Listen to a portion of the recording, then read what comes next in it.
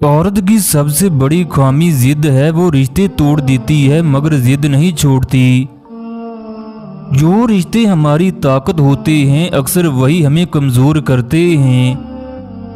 रिश्ता खून का हो या एहसास का, इसमें जिद नहीं आनी चाहिए, वरना जिद जीत जाती है और रिश्ते हार जाते हैं। दुनिया की सबसे भयानक आवाज़ वो है जिसमें औलाद चीखकर वालिदैन को पुकारती है।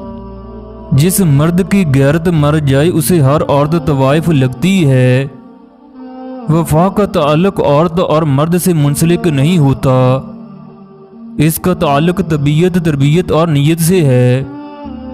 दुनियादारी देखी जाए तो औरत की शादी ससुराल वालों से होती है।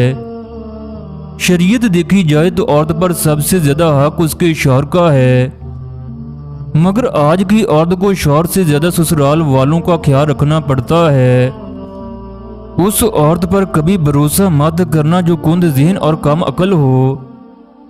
इस माशरे में औरत का मर्तबा कैसे बुलंद हो सकता है जहां मर्द अपनी लड़ाई में गालियां मां बहन की दें। माफ़ी इतनी ही खूबसूरती से मांगनी चाहिए जिस कदर बदसूरती से किसी का दिल दुखाया हो।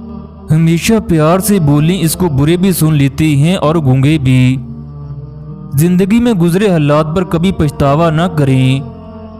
माजी ना तो बदला जा सकता है और ना ही मिटाया जा सकता है, लिहाजा इससे सबक हासिल करें और आगे बढ़ें। अगर जिंदगी भर जवान रहना चाहते हो तो रात को 2 घंटे पहले खाना खाना, जल्दी सोना और सुबह जल्दी उठकर नमाज पढ़ने की आदत बना लो।